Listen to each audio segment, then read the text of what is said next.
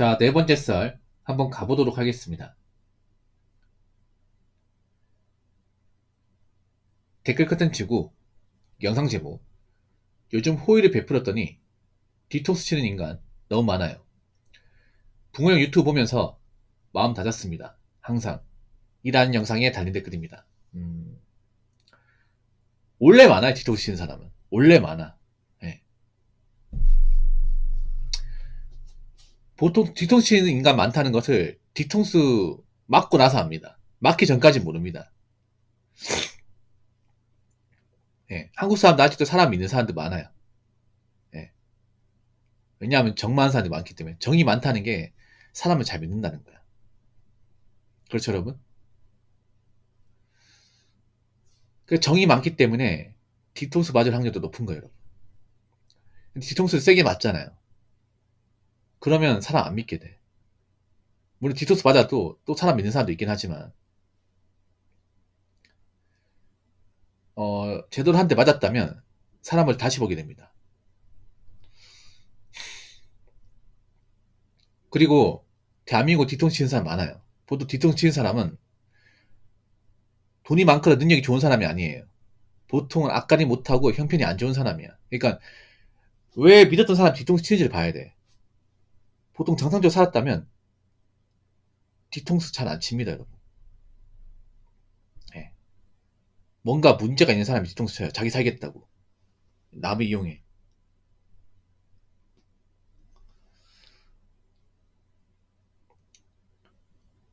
그리고 보통 경기가 안 좋아지면 이런 뒤통수 치는 사람이 많이 늘어납니다. 뒤통수가 뭘까? 그냥 배신하는 거야, 배신. 배신하는 거야. 그러니까 지금 경기가 안 좋잖아요. 경기가 안 좋고 먹고 살기 힘들수록 이런 배신의 사례가 늘 수밖에 없습니다. 무조건 늘어날 수밖에 없습니다. 왜냐하면 그런 거예요. 먹고 살기 힘드니까 어떤 개인 간의 신뢰나 양심을 지키기 힘들어져요, 이게. 그럼 어떻게 돼요? 그동안 가졌던 신뢰 양심을 버리는 거죠, 이게. 아니면 나 살겠다고 상대방을 이용하는 거죠. 이게 우리가 하는 배신이죠. 그렇지 않습니까?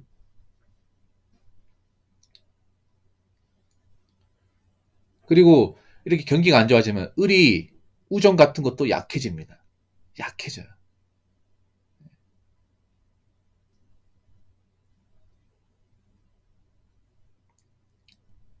그래서 뭐 뒤통수 안 맞으면 좋겠지만 사자면 맞을 수밖에 없거든요. 뭐 개인적으로 뒤통수 안 맞는 방법은 간단합니다. 사람한테 기대하지 말고, 사람한테 너무 많은 정을 주지 말고, 사람 너 믿지 말라, 이겁니다. 뭐 뻔한 말이죠, 이게. 이 뻔한 말이지만 이거 실천하는 거 쉽지 않습니다. 쉽지 않아요.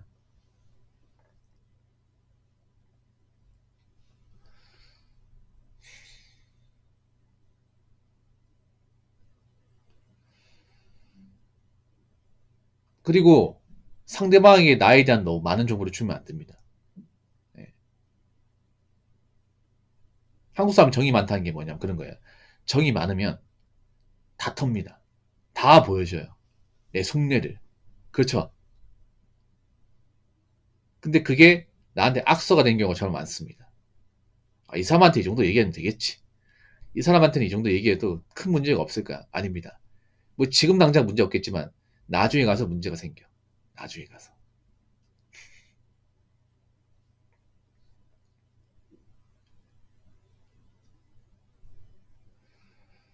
음, 지금은요, 누군가한테 호의를 베푸는 것도 막 베푸면 안 돼, 이게. 예. 보통 우리가 호의를 베푼 사람은 나보다 뭔가 형편이 안 좋은 사람이야. 예. 요즘 점점 가면 갈수록 뭐 어려운 사람을 돕는 문화도 점점 약해지잖아요. 근데 한번 생각해봐. 뭐 우리가 어려운 사람 안 돕는다고 해서 그 안 돕는 사람 뭐라 할 수 없죠. 그렇지 않습니까? 돕는 건 자유니까. 근데 사람들이 왜 자꾸 약자나 어려운 사람을 안 도와주게 되면 안 도와주려고 하냐면 그런 겁니다. 내가 힘든 것도 있어요. 내가 여유가 없고 나 살기조차 벅차니까 모두 도와주는 것도 내가 여유가 있고 내가 능력이 있어야 도와주는 거잖아. 그렇지 않습니까? 근데 지금 사회에서는 그만큼 능력을 갖추고 여유가 있는 사람들이 많이 없기 때문에 도와주는 것도 좀 주저하게 됩니다. 그렇지 않습니까? 그리고 또 왜 안 도와주냐 하면 내가 도와준다고 사실 남는 게 없기 때문에 그런 겁니다. 아니 내가 도와주려고 했다 드디어 내가 뭐, 뭐 화를 입는다거나 피해보는 사례가 있기 때문에. 여러분 혹시 뉴스 보셨나 모르겠는데 이런 사례가 있어요. 그러니까 호의를 베풀었더니 뒤통수 치는 사례. 아마 뉴스 보신 분들 알 거예요. 뭐냐 하면 전라도였나? 어디지 기억 안 나는데 이제 그 어떤 고아가 있습니다. 고아가 있고 여자인데 그 여자애가 부모가 없으니까 이제 어떤 사회복지사 이제 분께서 본인이 데리고 와서 이제 양육을 하는 거야. 그 뭐라고 하는지 모르겠지만 그러니까 자기 자식이 아닌데 자기 집에 와가지고 살아라 해가지고 자기 집 데리고 있는데 근데 그 애가 이제 어떤 짓 저질렀냐면 이제 폰을 안 사준다고 자기 부모도 아닌데 폰 안 바꿔준다 해가지고 그 집에 불을 질렀어. 그래서 그 집 다 탔어요 이게. 정말 억울한 일이죠. 그렇지 않습니까? 이게 무슨 사건인지 기억 안 나. 이거 굉장히 최근에 있었던 사건인데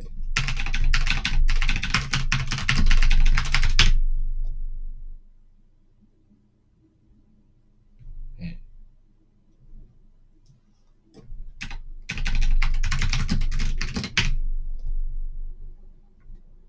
그런 거죠 뭐냐면 사회복지사 입장에 내 자식도 아닌데 얘가 하도 불쌍하고 딱하니까 그러니까 내가 좀 엄마 역할 대식하려고 데리고 왔는데 그 고마움도 모르고 남의 집 사람들 눈치도 봐야 되는데 그런 거 신경 안 쓰고 자기 뜻대로 안 된다고 거기 불을 지르는 거야. 참 웃기지 않습니까 이게? 그 은혜를 원수로 갚은 거지. 이런 일이 좀 많아요 여러분 생각보다. 요즘 보면 자신을 도와준 사람한테 고맙게 보다 못할지언정 고마움만 못 가지언정 오히려 해를 가하는 거야 이게. 사회가 갑박하면 이런 일들이 좀 많이 생겨요 여러분. 사회 갑박하면. 그러니까 인면순심의 범죄라고 하죠. 인간으로서 뭔가 좀 기본 양심과 어떤 그런 은혜를 저버린 행동을 하는 거. 예. 이런 사건들은 뭐 어떻게 생각됩니까? 아 그래도 좀 딱한 사람이 있으면 내가 도와줘야지 어떡하겠냐. 그렇다고 해서 저런 사람들도 나쁘게 보면 안 돼. 이런 생각 드는 사람도 있겠지만 저는 큰 사건이 벌어지면 아 앞으로 좀 도우는 것도 줄여야겠는데? 이런 생각 들지 않습니까?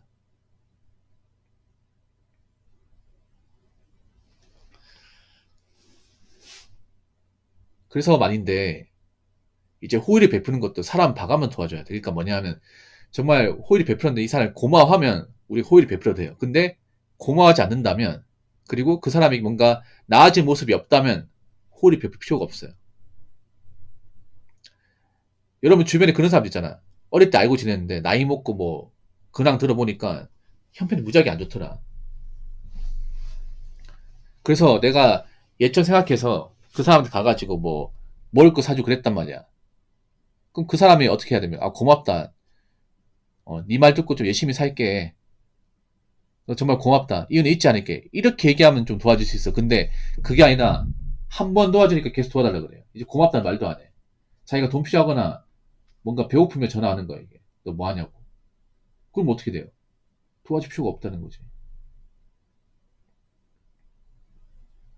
그래서 누구나 있잖아 힘들다고 해서 막 도와주면 안 돼 이게.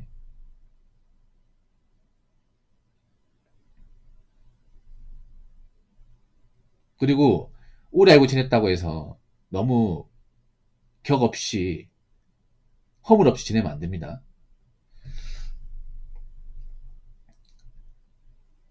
자 댓글 한번 읽어보도록 하겠습니다. 이래서 당근마켓에서도 무료 나눔을 안 하게 됩니다. 먼저 톡 보낸 사람 순서로 무료 나눔 했더니 감사하다고 생각하긴커녕 상태가 별로라는 등 투덜거리면서 나중에 보면 무료 나눔 받았던 거 돈 받고 되팔이한 진상도 있습니다. 이런 게 바로 호의를 베풀었더니 뒤통수는 인간의 불효라 봅니다. 라고 적으셨습니다. 이런 거 많이 있죠. 엄청 많이 있어요. 이건 당근마켓, 뭐 번개장터, 중고나라에 굉장히 많은 거야. 뭐냐면 이런 거야. 여러분 경기가 안 좋으면 발생하는 게 뭔지 아세요? 첫 번째가 바로 소액 사기예요. 소액 사기. 소액 사기 가장 많이 벌어지는 게 뭐냐면 바로 중고거래 사기예요. 여러분 중고나라가 뭘로 유명해요? 사기로 유명하죠. 사기로. 예. 이런 사기가 경기가 안 좋아지면 더 많이 발생해. 실제로 사기 쳐가지고 사기 버는 사람도 많이 있어요. 예, 사기 친 돈으로 뭐 밥 사 먹거나 뭐 밀린 뭐 전기세 내거나 그런 사람도 있어요. 이게. 남 등쳐먹고 경기가 안 좋아지면 이런 일 많이 생겨. 아무리 요즘에 뭐 사기 예방해도 사기꾼들은 거기에 맞게 또 진화하거든요. 이게. 보통 그런 중고거래 사기치는 사람 대부분 형편이 정말 안 좋은 사람이야. 형편이 안 좋으니까 이제 5만 원, 10만 원 이제 삥땅 쳐가지고 이제 남의 코분도 빼가는 거죠. 이게. 이것도 나름의 생계의 문제. 당근마켓 무료화는 있죠. 보통 무료화는 하는 이유는 그런 거야. 이걸 팔아봤자 돈 얼마 안 되니까 택배비도 들고 이러니까 귀찮아서 그냥 어디 놔둘 테니까 가져가라 이거죠.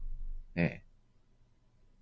보통 가구가 제일 많아. 근데 가구는 난감한 게 뭐냐면 가구는 무겁다 보니까 사실 선뜻 내키지 않거든요. 근데 보통 이제 먹는 거 이런 거는 먹는 건 아니면 이제 뭐 책 같은 거는 가져가도 되거든요. 옷이나 보통 운전하는 할 때 인기 많은 게 보통 먹는 거.